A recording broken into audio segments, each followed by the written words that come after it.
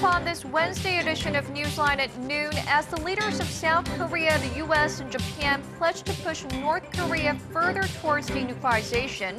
Pyongyang launches 2 ballistic missiles over the East Sea.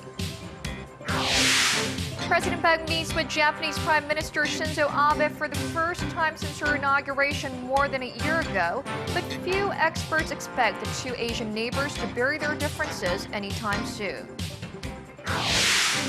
Plus, Korea's main opposition party and supporters of maverick politician Ahn Cheol-soo merged to form a new party ahead of local elections. These stories and more on Newsline at noon.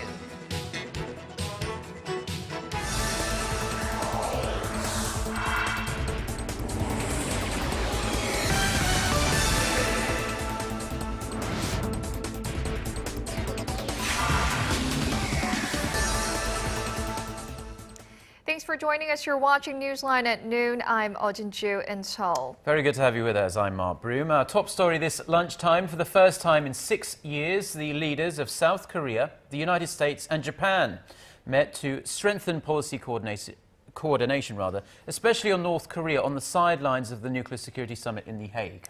It was also the first time President Park sat down for talks with Japanese Prime Minister Shinzo Abe. Our presidential office correspondent Choi Yoo-sun, who's traveling with the president, has this report. The leaders of South Korea, the U.S. and Japan pledged to strengthen their cooperation in curbing North Korea's nuclear ambitions. 영내 평화와 안정에 가장 위협이 되고 있는 이 북핵 문제는 한미일 3국을 포함한 국제사회의 단합된 대응이 매우 중요하다고 생각합니다. Reaffirming that they will not engage in talks with the North unless it shows sincerity about giving up nuclear arms, the three leaders agreed that their chief envoys to the six-nation talks aimed at denuclearizing the North will meet in the near future. President Obama stressed that trilateral cooperation has become ever more crucial in deterring North Korea's nuclear and missile development.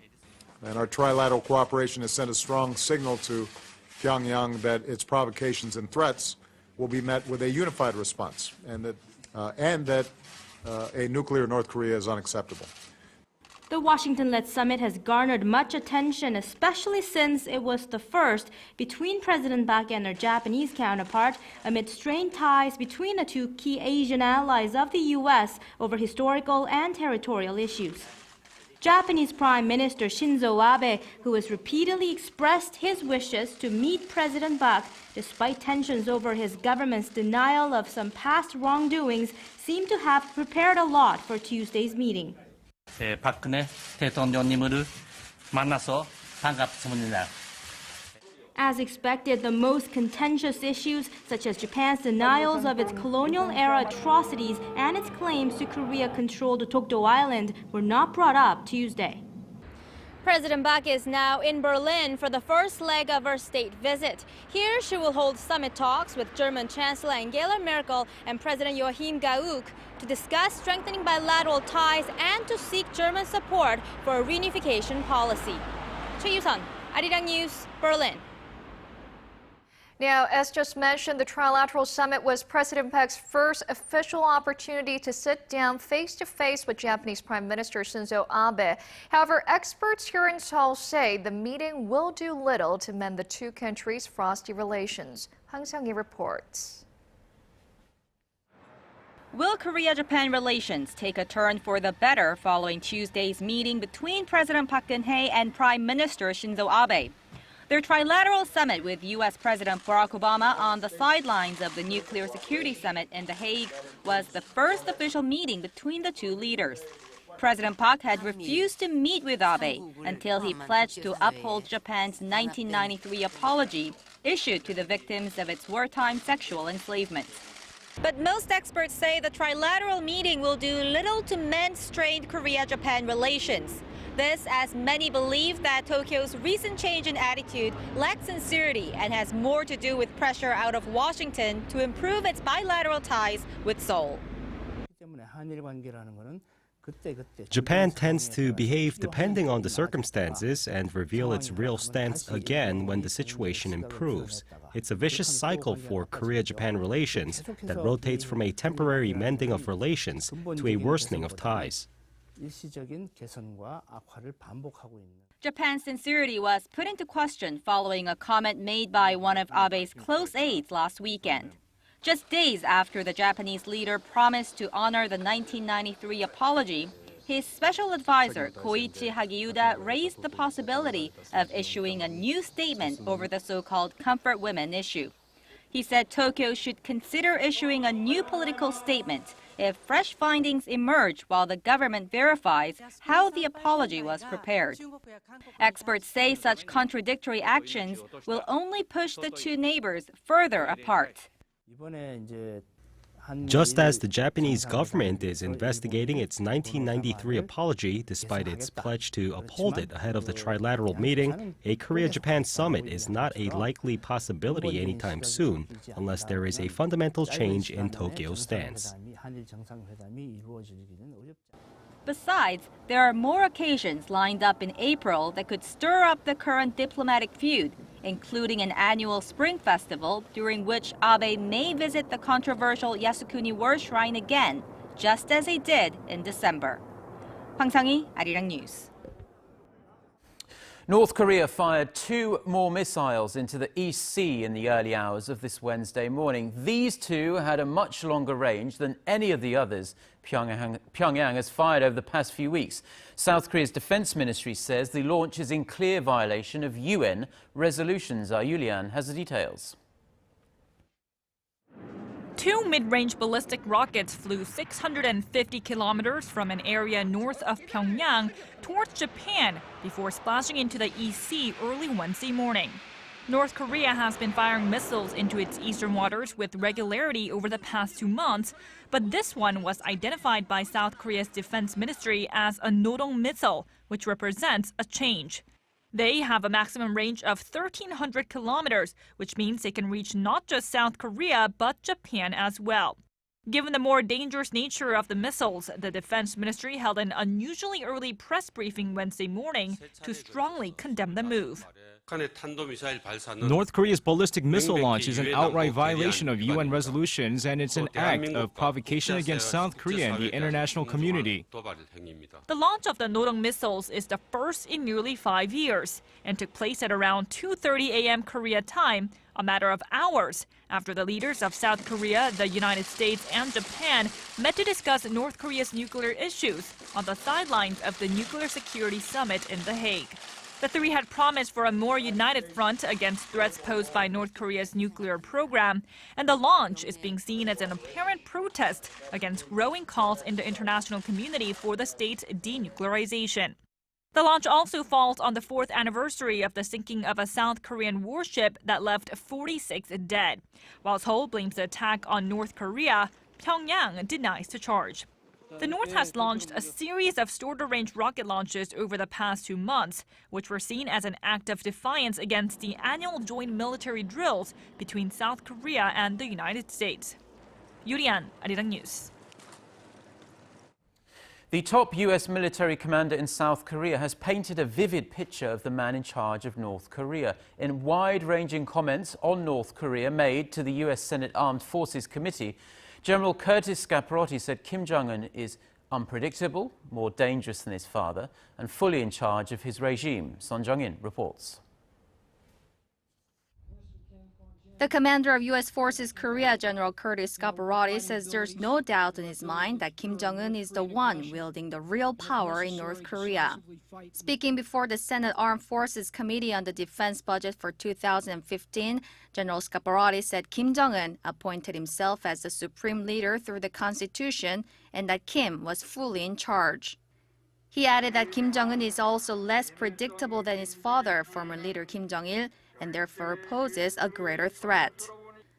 On the execution of Jang Song-taek, the general said he believed Kim Jong-un planned it out to show off his power and that it was not an indication of instability in the country. He said China was disappointed by the execution, but that Kim was an independent actor with a mind of his own and would likely go on his own way, regardless of what Beijing thinks or says. When asked whether he agreed with the assessment that North Korea is on pace to develop a long-range ballistic missile capable of reaching the U.S. mainland by 2024, General Scaparrotti said yes. He said the communist nation possesses Scud missiles that are able to strike the entire Korean peninsula and U.S. bases in Japan, and added that it is investing heavily in longer-range missiles with the potential to target the U.S. The general pointed out that in particular, Kim Jong-un was planning a threat strategy so that his regime can maintain power in the long run. Sohn Jung-in, Arirang News. And with Washington set to hand over wartime operational control to Seoul at the end of next year, the top commander for U.S. forces in Korea says he's closely monitoring the readiness of Korea-U.S. combined forces to deal with North Korean threats while pouring efforts into strengthening South Korea's military capabilities. Army General Curtis Scaparrotti told the Senate Armed Forces Committee that he's reviewing the OPCON transfers so Seoul can continue to enjoy the benefits of the two countries' military alliance.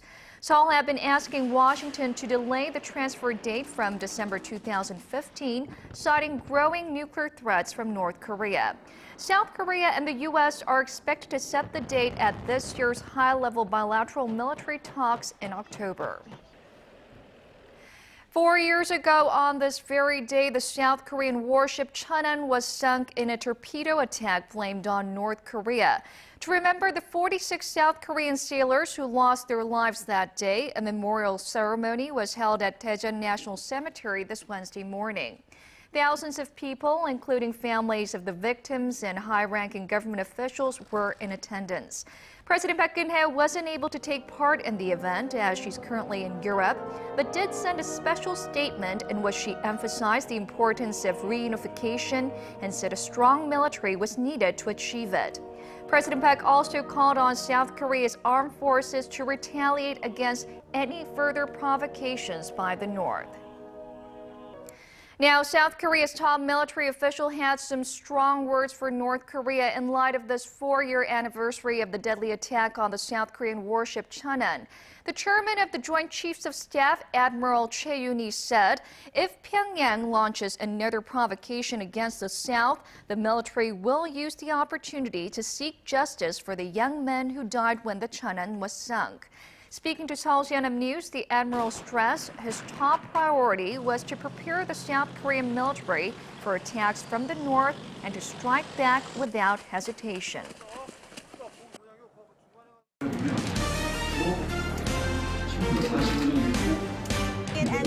Stay up to date on the latest news out of Korea, connecting to our team of reporters about the issues that matter to Korea. On air, on your mobile, online. Find out more about Korea on Newsline at Noon with Mark Broom and Jin-ju. I'm Jin-ju. Market researcher, strategy analytics, said Thursday that LG Electronics brought in about... A new political party is born. Lawmakers Ahn Cheol-soo and Kim Jong-il, who will co-head the so-called New Politics Alliance for Democracy, are making it official today. Our Connie Kim reports. The New Politics Alliance for Democracy will officially launch at 2 p.m. Wednesday at Olympic Stadium in Seoul.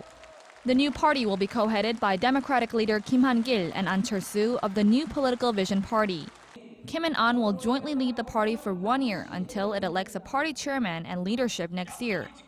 The alliance will adopt its platforms at the ceremony based on 4 main pillars: forming a just society, achieving social integration, creating a prosperous economy, and maintaining peace in the country.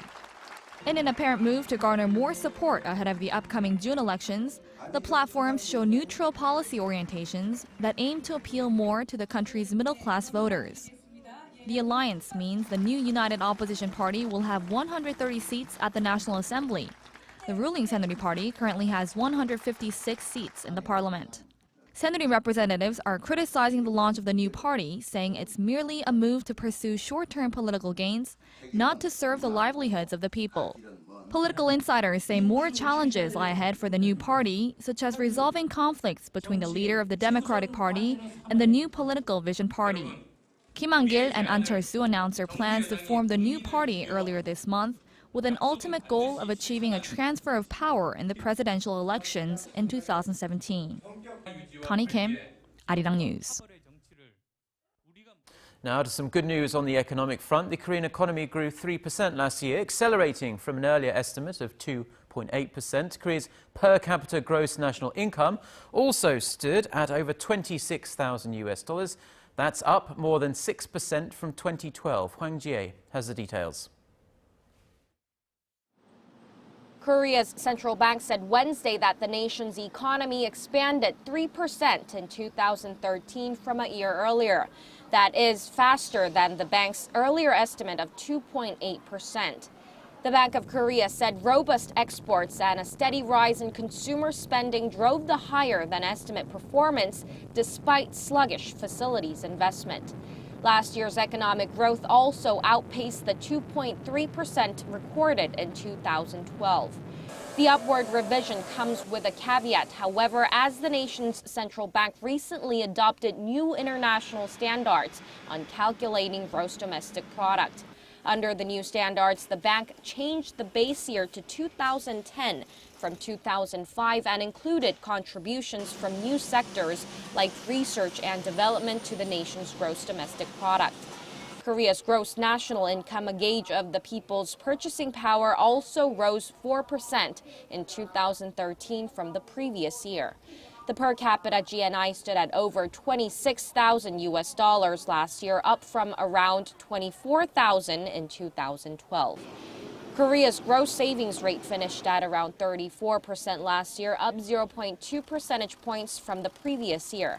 The nation's gross investment rate, however, dropped 2 percentage points to slightly less than 29%.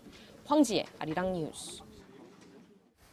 Apple has scored another small victory in its ongoing global legal battle with Samsung. A Tokyo District Court judge ruled Tuesday that Apple's iPhone 4 and iPad 2 models did not infringe on Samsung patents related to the secure delivery of data to communication stations. After the ruling, Samsung said it was disappointing and that it's mulling over an appeal. Apple made no immediate comment. It's the most recent in a long line of patent trials between the two smartphone giants. The next is slated for March 31st in the U.S. state of California. The first female chief conductor of a Korean public orchestra will lead her very first regular performance this week. Song Jung-in took the reins of the Gyeonggi Philharmonic Orchestra earlier this year. Our Park Ji-won has more. The Gyeonggi Philharmonic Orchestra is busy rehearsing for its first regular concert this year, where they will perform Mahler's Symphony No. 2, Resurrection. The orchestra is receiving an unusual amount of media attention these days because of its music director, Sohn Jung-in. When she was appointed to the position earlier this year, she became Korea's first ever female chief conductor in charge of leading a public orchestra.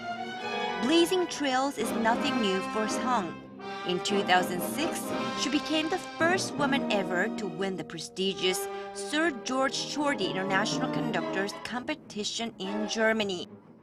She followed that honor up the next year by winning the Gustav Mahler Conducting Competition and has worked as the first woman assistant conductor at the Boston Symphony in the United States. She was also the assistant conductor at the Seoul Philharmonic Orchestra up until last year. The 38-year-old is well known on the international music scene for her ability to balance orchestral sound. She explains why she chose Mahler's Symphony No. 2 Resurrection as the Gyeonggi Philharmonic Orchestra's first regular concert of 2014. The Mahler Symphony is majestic and magnificent in its character, and it demands a lot of practice. I wanted to show that the Philharmonic is entering a new phase and show the audience our new determination. The Gyeonggi Philharmonic Orchestra was founded in 1997 and is full of youthful energy. The average age of its members stands at just 34.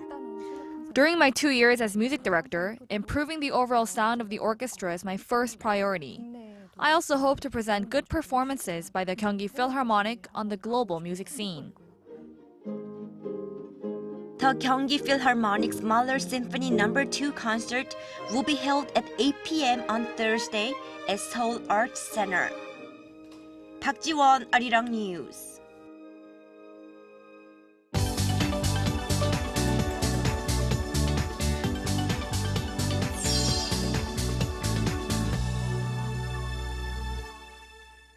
Now, for a look at some of the international headlines we're following on this Wednesday, we're going to turn it over to our Eunice Kim, who is standing by at the news center. Hello, Eunice. Hi, guys.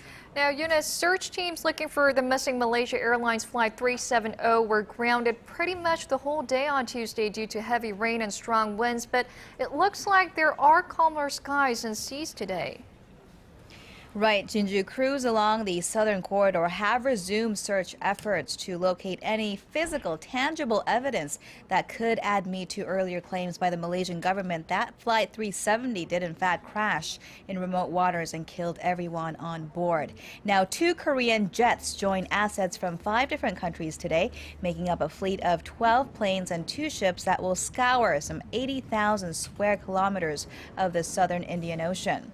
And following Malaysia's announcement that all 239 people aboard had perished, investigators are reportedly re-examining the suicide mission theory. British daily The Guardian cites a source close to the investigation as characterizing the downed plane as a deliberate act by someone on board when considering the routing, signaling, and communications data transmitted from the aircraft. Let's turn to Ukraine next, where new internal tensions are bubbling up to the surface. Kiev's special forces shot dead an ultra-nationalist leader, Oleksandr Muzychko, while trying to arrest him in a cafe. He had played a role in recent anti-government protests against then-President Viktor Yanukovych. Ukrainian authorities say he resisted arrest, and that led to a firefight. His group, Right Sector, has vowed revenge. Meanwhile, the Ukrainian parliament has accepted the resignation of its defense minister, Ihor Tenyuk, who had been criticized for failing to give clear orders to soldiers holed up in Russia-controlled Crimea for weeks. He rejected those claims but agreed to step down on Tuesday. Colonel General Mikhailo Koval has been tapped as his replacement. Turning now to Egypt, where a Cairo court considered the fates of nearly 700 defendants on Tuesday after it handed death sentences to more than 500 others one day before. Among the defendants is the spiritual leader of the now outlawed Muslim Brotherhood, Mohammed Badi. The group is standing trial on charges related to violent riots in August, triggered by a deadly crackdown of supporters of ousted President Mohamed Morsi. On Tuesday, only 62 of the 682 were present for the trial at Minya Criminal Court. Also absent were defense lawyers, as they boycotted the proceedings they deemed unfair. Foreign governments and rights groups agreed the United Nations condemned the mass trials as breaching international law. A new report from the World Health Organization has dubbed air pollution as the single biggest environmental health risk. It linked indoor and outdoor pollution to some 7 million deaths annually worldwide, or 1 in 8 deaths in 2012, more than double the amount previously noted in estimates before. This is because scientists now know more about the impact of air pollutants and can confidently link them to conditions like heart disease and cancers, in addition to respiratory diseases. For some perspective to this 7 million figure, that's more deaths than those connected to smoking, traffic accidents, and diabetes combined.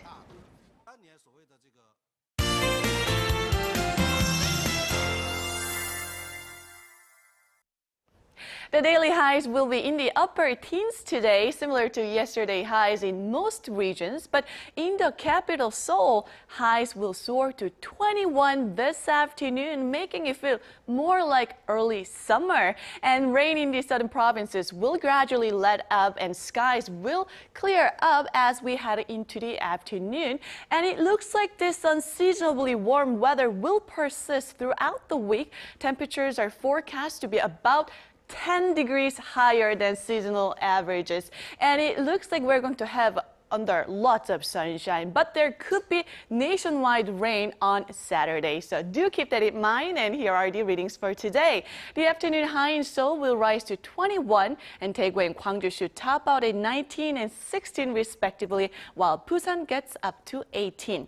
Now for other regions, it looks like down on Jeju and Daejeon will peak at 17 and 19 respectively, while the top temperature on Mount Kumgang will be at 14. Well, the weather should be very nice this afternoon, so hope you get to take advantage of it and hope you have a wonderful rest of the day. Thank you very much for the weather there, Jian, and those are the stories we're following at this hour. Mark and I will be back at the same time tomorrow. Thank you for watching.